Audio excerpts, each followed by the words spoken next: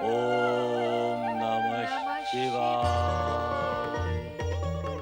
ओम नमः शिवाय। नारायण नारायण। ओम परमपिता नमः ब्रह्मा जी शिवाय। और माता सरस्वती को पुत्र नारद का प्रणाम। ओम नमः शिवाय।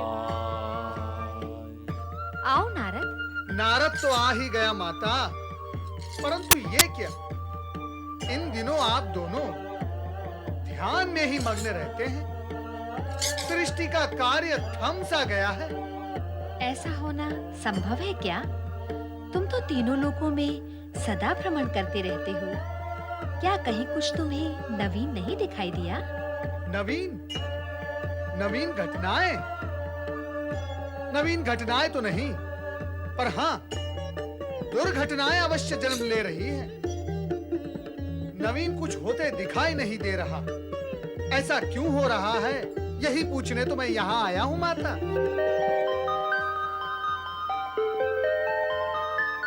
नारद, तुम देवर्षि होकर असत्य भाषण भी कर लेते हो। प्रश्न में असत्यता कैसी परमपिता? मैंने तो मात्र अपनी जिज्ञासा प्रकट की है। यदि मैंने असत्य भाषण किया भी होगा तो वो लोकहित के लिए किया होगा, परंतु आपके सम्मुख असत्य बोलने का साहस ना तो मैं कर सकता हूँ, ना ही दृष्टता कर सकता हूँ। तो क्या ये सत्य नहीं कि तुम इस समय यहाँ नवनिर्माण की जिज्ञासा लेकर नहीं, वरुण शिव की विचित्र लीला तथा मैना रानी के भ्रम के विषय में जानने आए हो? नव निर्माण की जिज्ञासा के पश्चात मैं इस विषय पर भी चर्चा अवश्य करता परमपिता, परंतु सत्य यह है कि शिवजी की लीला के कारण निर्माण के कार्य में बाधा आ रही है। नहीं नारद, ये सत्य नहीं है, तुम्हारा भ्रम है। शिव लीला से कार्य में बाधा नहीं, कल्याण की प्रेरणा प्राप्त होती है। नारायण नारायण। परमपिता, तो फिर बार-बार शिवजी मैना रानी से परीक्षा लेकर पार्वती से विवाह में विलंब क्यों कर रहे हैं? अवसर की प्रतीक्षा को ज्ञानी धीरज और शीघ्रता के लिए की गई व्याकुलता को अज्ञानी विलंब कहते हैं नारद। लौकिक रूप से विलंब हो या शीघ्रता, शिव जो भी करेंगे शुभ के लिए ही करेंगे। परमपिता, पार्वती का अटल निश्चय, मैना रानी का हठ और भोलेनाथ के परीक्षा क्रम के साथ-साथ लीला प्रसारण का अंतिम रूप और परिणाम क्या होगा? कहा ना नारद, शिव लीला का परिणाम सदा शुभ ही होता है। शिव का अर्थ ही शुभ होता है। जो शिव भक्त हैं, इस सत्य को भली भांति जानते हैं। शिव लीला में जो कुछ हुआ है, हो रहा है और होगा, वो निश्चित रूप से कल्याणकारी ही होगा। इसी कारण शिव भक्त कभी भोलेनाथ की लीलाओं में शंका प्रकट नहीं करते। धन्य हुआ मैं, धन्य हुआ। परमपिता ब्रह्मा जी और माता सरस्वती के मुख से शिव लीला के विषय में जानकर मैं धन्य हूँ। ओम नमः शिवाय, ओम नमः शिवाय, ओम नमः शिवाय, ओम नमः शिवाय, ओम नमः शिवाय, ओम नमः शिवाय।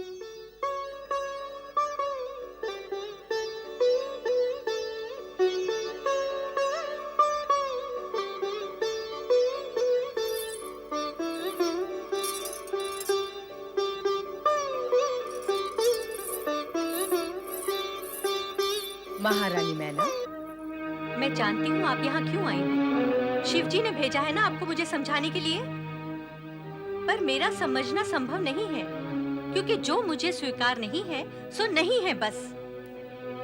मैं अपने निश्चय पर अटल हूँ और रहूंगी। प्रणाम ऋषि। मैना रानी, तुम्हारा निश्चय भी उचित है और अटल भी उत्तम, परंतु अपनी पुत्री के प्रेम में दुर्व्यवहार करना ना तो उचित है ना उत्तम। उत्तेजना में तुम सामान्य शिष्टाचार भी भूल गई। अपने आदरणीय और पूज्य जनों का समुचित स्वागत भी नहीं किया तुमने। क्षमा करें ऋषिवर, सत्य है, पुत्री के मोह और उत्तेजना में मुझसे भूल हो गई।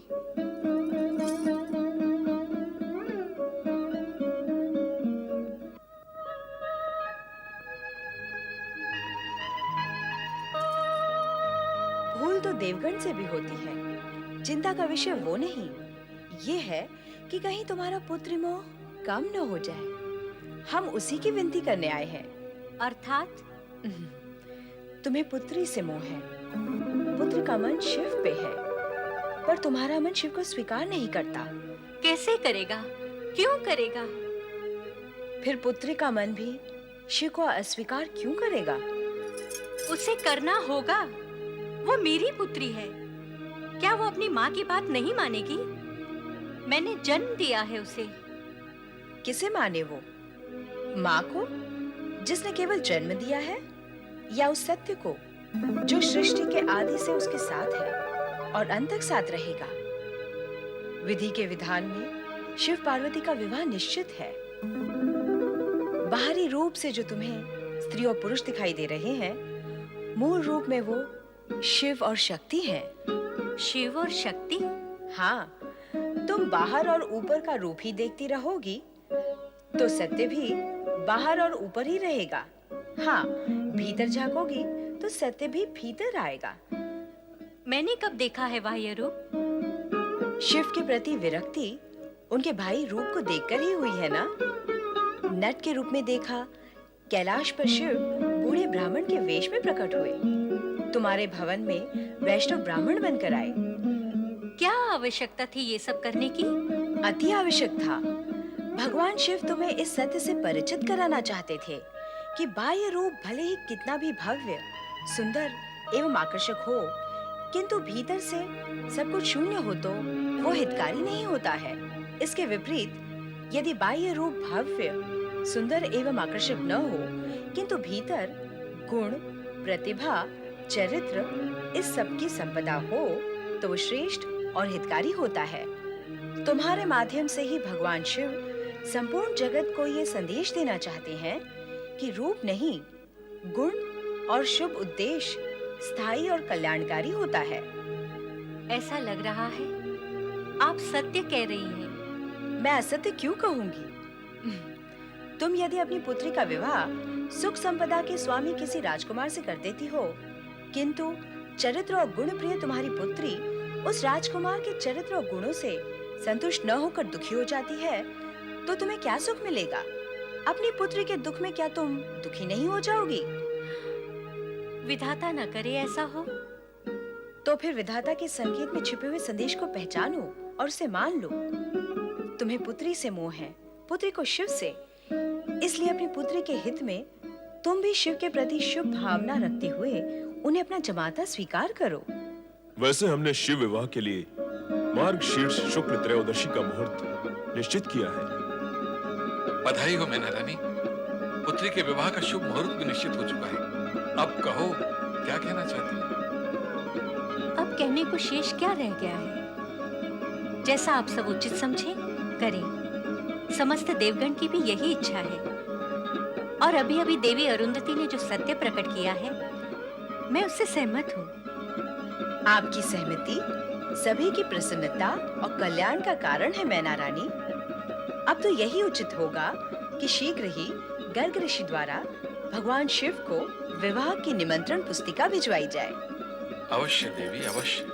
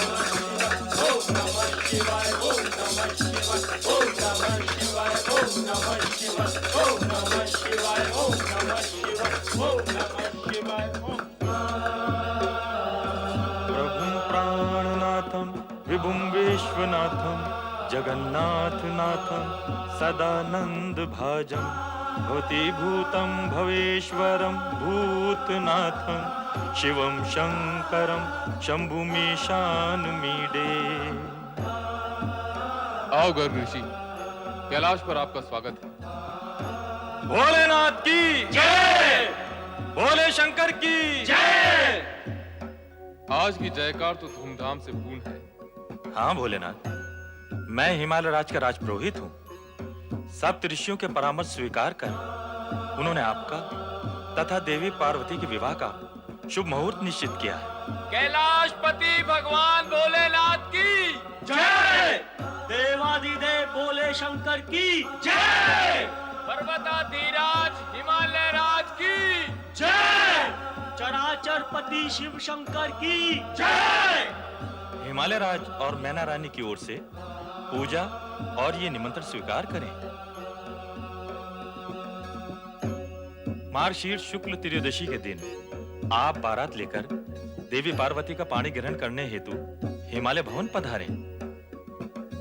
भगवान भोलेनाथ की जय, देवादिदेव भोलेनाथ की जय, भगवान शिव शंकर की जय, त्रिलोकीनाथ शिव शंकर की जय। नारायण नारायण।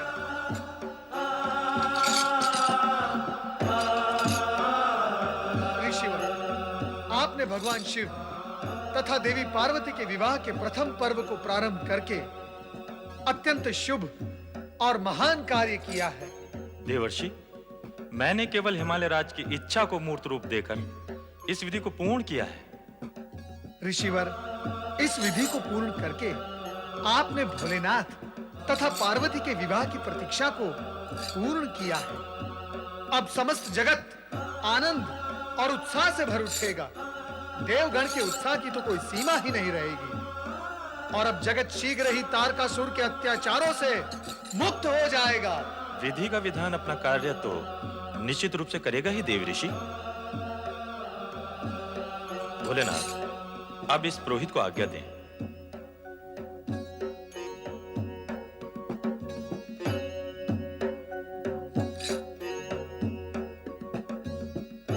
हे भोलेनाथ, आज का दिन जगत में अत्यंत शुभ और प्रसन्नता का दिन है। नारद, जब से तुम आए हो शुभ और प्रसन्नता का ही राग आलाप रहे हो। तुम्हारी वाणी और वीणा से तो सुर ही सुर निकलते हैं, पर कर्म क्षेत्र में तुम दूर दूर तक कहीं दिखाई नहीं देते। प्रभु, आपका कहना क्या है? यही कि केवल गाल ही बजाते रहोगे अथवा कुछ कार्य भी करोगे। प्रभु, करना क्या है? आज्ञा करें। आज्ञा करने पर करोगे, स्वयं की इच्छा से नहीं। प्रभु, कार्य का ज्ञान भी तो हो। करना क्या है? अर्थात जब कार्य बताया जाएगा तब करोगे। अभी अभी तुम गर्ग ऋषि से कह रहे थे कि उन्होंने शिव पार्वती विवाह का प्रथम पर्व आरंभ किया। कहा था अथवा नहीं? हाँ हाँ, अवश्य कहा था। तो अब द्वितीय पर्व तुम क्यों नहीं आरंभ करते? समझ गया प्रभु, सब समझ गया। ये चला नारद द्वितीय पर्व आरंभ करने। पर सुनो तो, इस पर्व को आरंभ कैसे करोगे? नारायण नारायण। आपका दूत बनकर परमपिता ब्रह्मा जी, श्री हरि विष्णु, देवराज इंद्र, सभी देवगण, सभी ऋषिगण, इन सभी को आपके विवाह की सूचना देकर उन्हें विवाह में सम्मिलित होने का निवेदन पूर्ण आमंत्रण दूंगा। उन्हें प्रसन्न रखूंगा भोलेनाथ। नारायण नारायण। ओम नमः शिवाय, ओम नमः शिवाय, ओम नमः शिवाय, ओम नमः शिवाय, ओम नमः शिवाय, ओम नमः शिवाय, ओम नमः शिवाय, ओम नमः शिवाय, ओम नमः शिवाय, ओम नमः शिवाय। अरे अरे अरे अरे अरे, मैं क्यों पृथ्वीलोक की ओर जा रहा हूँ? मुझे तो स्वर्गलोक जाकर देवगण को सूचित करना होगा। शिव पार्वती विवाह की सूचना पाकर सबसे अधिक प्रसन्नता देवताओं को ही होगी।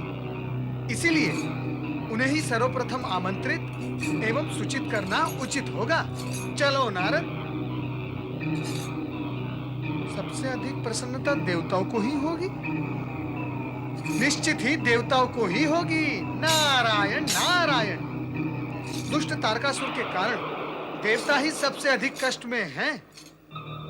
शिव पार्वती विवाह उपरांत उनसे उत्पन्न पुत्र देवताओं के परम शत्रु तारकासुर का वध करेगा। इसलिए सर्वप्रथम देवताओं के पास चलना चाहिए। चलना तो तुझे भी चाहिए हमारे स्वामी के पास। परंतु तुम हो कौन? मैं मेघासुर हूँ, महाबली तारकासुर का सेनापति। अब पता चला कि मैं कौन हूँ। अब तुम्हें यह भी बताता हूँ कि तुम्हें क्यों पकड़ा। तुम चोटी वाला हमारे स्वामी महाबली तारकासुर के वध का षड्यंत्र कर रहे हो, इसलिए तुम्हें पकड़ा है। और अब तुम्हें हमारे स्वामी महाबली तारकासुर के सम्मुख उपस्थित होना है, इसलिए छोड़ने का प्रश्न ही नहीं उठता। चलो। नारायण नारायण। नहीं नहीं, मुझे छोड़ दो। चलना होगा। तारकासुर की सुन लेते हैं और मन की कह लेते हैं। नारायण नारायण। चलो हमारे स्वामी तारकासुर के पास। चलो, चलो। नारायण नारायण। नारद, तुम मेघासुर, इसे क्यों पकड़ लाए? इसलिए कि आप सोच सके और सोचकर निर्णय ले सके। स्पष्ट रूप से कहो मेघासुर, कहना क्या चाहते हो? महाबली, ये नारायण भक्त शिव की भक्ति करते हुए देवताओं को सूचित और आमंत्रित करने जा रहा था। ये दुष्ट आपका अमंगल सोच रहा था महाबली। ये चोटी वाला हमारा क्या मंगल करेगा? अमंगल ये स्वयं नहीं करता, ये तो केवल सोचता है और करवाता है। इसका तो सोचना ही महाभयंकर है। मैंने इसे सोचते हुए देखा है। मेरा तो रोम रोम कांप गया इसे सोचते हुए देखकर। ऐसा क्या सोचते हुए देखा तुमने? बोलो। आपके वध के कार्यक्रम पर सोच रहा था महाबली। क्या? हाँ दैत्यराज, शिव पार्वती विवाह से पुत्र उत्पन्न होगा। शिव पुत्र जो आपका वध करेगा।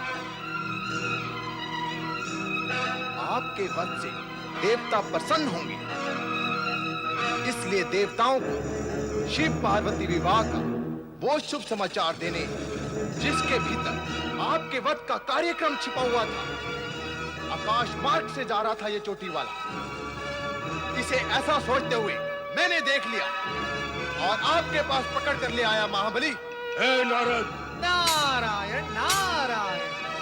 दैत्यराज, क्रोध करने से किसी को लाभ नहीं हुआ। हाँ, हानि अवश्य हुई है। क्रोध करने से रक्त का प्रवाह विरुद्ध दिशा में बहने लगता है, अर्थात शरीर जीवन की ओर में बढ़कर मृत्यु की ओर बढ़ने लगता है। ज्ञानी और संतजन प्रभु से यही प्रार्थना करते हैं कि हे प्रभु, हमें मृत्यु की ओर से अमरत्व की ओर ले चलो। परंतु आप तो विपरीत दिशा में गमन कर रहे हैं दैत्यराज। नारद, बहुत अधिक बोलते हो तुम। बोल का ही तो मोल होता है दैत्यराज। फिर ये प्रश्न नहीं कि मैं अधिक बोलता हूँ या कम बोलता हूँ, मधुर बोलता हूँ या कटु बोलता हूँ, भयभीत होकर बोलता हूँ या निर्भय होकर बोलता हूँ। नहीं, आप मात्र इतना विचार करें कि मैं सत्य बोलता हूँ या नहीं। नारद, क्या तुम अपनी वाणी पर कभी विराम नहीं लगाते? तो आप दैत्यराज मेरी वाणी पर विराम लगाने के इच्छुक हैं, क्योंकि दैत्यराज आप पे सत्य सुनने और उसे सहन करने की सामर्थ्य नहीं है। नारद! मेरी वाणी से यदि आपको इतना कष्ट होता है, तो आपके अत्याचार से प्रजा को कितना कष्ट होता होगा। दैत्यराज, यदि विराम लगाना ही है आपको, तो अपने अत्याचार हिंसा पर विराम लगाएं। सावधान नारद! सावधान तो मैं हूं ही दैत्यराज, परंतु आप अपनी हिंसा, स्वार्थ, अत्याचार और दुर्भावना पर विराम क्यों नहीं लगाते? दैत्यराज, जन जन की वाणी की गति तुम्हारे विरुद्ध बढ़ती जा रही है। ना तो तुम जन चेतना के प्रवाह को रोक सकते हो, ना जन साधारण के सत्य को रोक सकते हो, ना ही जनवाणी को रोक सकते हो। यदि रोकना ही है दैत्यराज, तो अपने पाप कर्मों को रोको, और यदि विराम लगाना ही है तो अपनी तामसिक वृत्ति पर लगाओ। नारद, नारद, हम तुम्हें नहीं छोड़ेंगे। दैत्यराज, दुष्कर्म करने की सौगंध ही ले रखी है आपने। कभी कभार भूले भटके सत्कर्म करने का विचार ही कर लिया करो। करना तो संभव क्या होगा। ये दुष्ट नारद तो महाबली को उत्तेजित ही करता जा रहा है। परिणाम भी यही भुगतेगा महाबली। हे नारद, तुम्हारा ये विराम जो तुम हम पर लगाना चाहते हो, हम तुम्हारे जीवन पर लगा देंगे। फिर न रहेगा बांस और न बजेगी बांसुरी, ना देवताओं को निमंत्रण जाएंगे, ना शिव पार्वती विवाह होगा। फिर हम हिमालय राज्य प्रवेश कर वहां की विवाह की सभी तैयारियों पर विराम लगा देंगे। नारायण नारायण, ज्ञानी सत्य ही कहते हैं कि अज्ञानी में दूरदर्शिता होती ही नहीं। क्या कहा तूने? भूल हो गई। इतना बड़ा सत्य आपकी छोटी सी बुद्धि में नहीं समाएगा। अभी तक जो मैंने कहा उस पर ध्यान न देकर अभी जो मैं कहने जा रहा हूँ, कृपया आप उस पर ध्यान दें। क्या कहोगे? यही कि अपनी मृत्यु से पूर्व अपने मरने का आयोजन न करो। शिव आज्ञा विरुद्ध यदि आपने हिमालय क्षेत्र में प्रवेश किया अथवा आक्रमण किया, तो परमपिता ब्रह्मा जी का वरदान भी आपको नहीं बचा सकता। शिवपुत्र के उत्पन्न होने से पूर्व ही शिव जी के क्रोध से आप मारे जाओगे। महाबली, आप इस नारद को अपने विरुद्ध षड्यंत्र करने के अपराध में तुरंत दंडित करेंगे तो इसका प्रलाप बंद हो जाएगा। नारद! सावधान! शिवदूत पर आक्रमण करने से शिव क्रोध से नहीं बच पाओगे दैत्यराज। इस मेघासुर के हाथों से बचकर तो मैं कभी का जा सकता था, परंतु मैं यहाँ तुम्हें सावधान करने आया हूँ।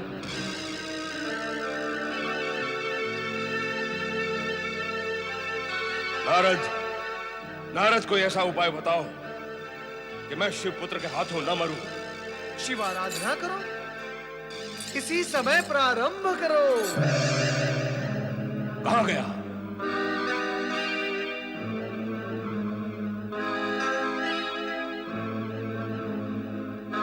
नारद के बहकावे में ना आना महाबली। बहकावा? बहकावा नहीं तो और क्या है। आपको शिवाराधना का कुमार्ग बता गया है वो दुष्ट। आपकी शिवाराधना आरंभ करते ही हम असुरों का अस्तित्व समाप्त हो जाएगा। नहीं महाबली नहीं, आप शिवाराधना ना करें। तो फिर मैं क्या करूं? देवताओं से स्वर्गलोक पूरा छीन ले महाबली। देवताओं को स्वर्ग लोक से निकाल दो। अब तो यही करना होगा। मैं शिवाराधना नहीं करूंगा, देवताओं को मिटा दूंगा, उन्हें स्वर्ग से निकाल दूंगा। मैं शपथ लेता हूं, केवल स्वर्गलोक ही नहीं, तीनों लोकों में साम्राज्य स्थापित करूंगा। साम्राज्य! नारायण नारायण। तुम फिर आ गए। दैत्यराज, मैं गया ही कहा था। मैं तो प्रतीक्षा कर रहा था, ये देखने के लिए कि दुष्ट की बुद्धि कितनी अस्थिर होती है, और अब देखकर जान भी लिया। क्या जान लिया तुमने? यही कि दुष्ट कभी कभी भयवश भगवान की ओर बढ़ता है, परंतु उसकी दुष्टता सदा के लिए कभी नहीं छूटती। वो तभी छूटती है जब उसके प्राण छूटते हैं। ठहर जा नारद। नारायण नारायण नारायण, श्रीमन नारायण नारायण नारायण।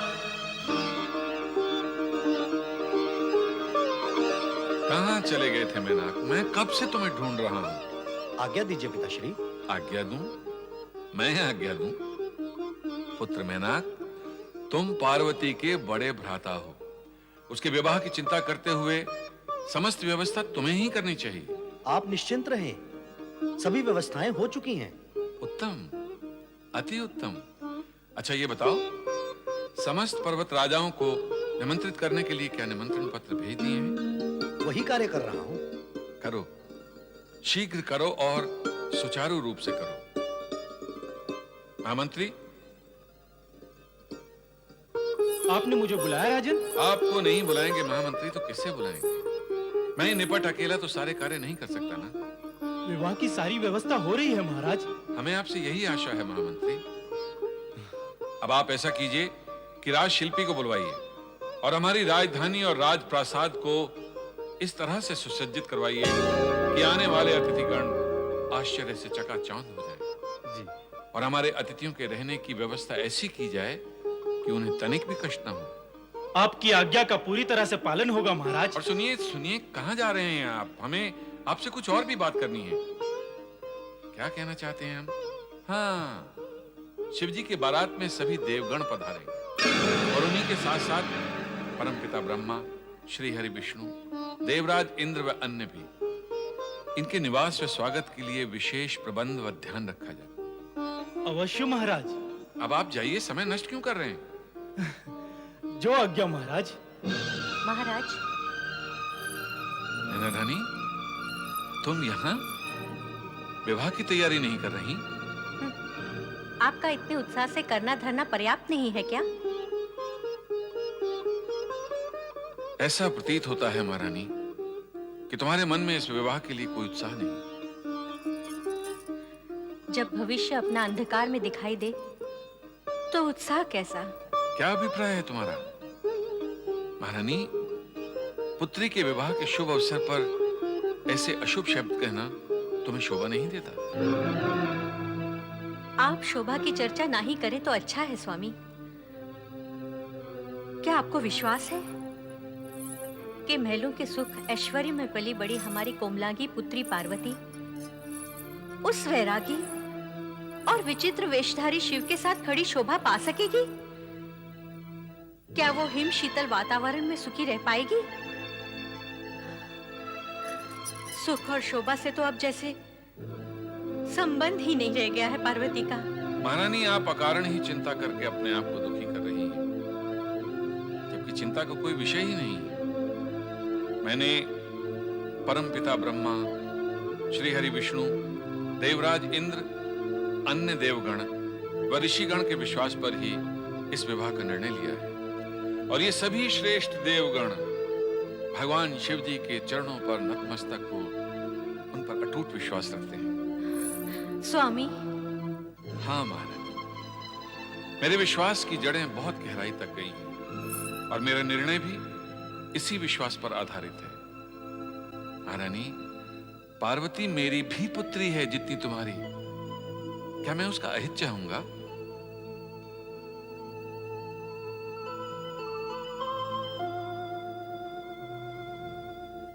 चिंता छोड़ दो महारानी। क्षमा करें स्वामी, किंतु न जाने क्यों मेरा मन बार बार शंका से क्यों भर उठता है। महारानी, इसका एकमात्र उपाय है विश्वास, और जहां विश्वास होता है वहां शंका नहीं होती। सप्तऋषि और देवी अरुंधति भी तुमसे बार बार यही कहना चाह रहे थे कि भगवान शिव में विश्वास करो, क्योंकि उन्हीं की कृपा से, उन्हीं की अनुकंपा से समस्त संसार की मनोकामनाएं पूर्ण होती हैं। स्वामी, अब ये भूल मुझसे नहीं होगी। चलो महारानी, विवाह के अन्य प्रबंध देखिए। देवऋषि नारद अब तक आमंत्रण देने भी पहुंच गए होंगे।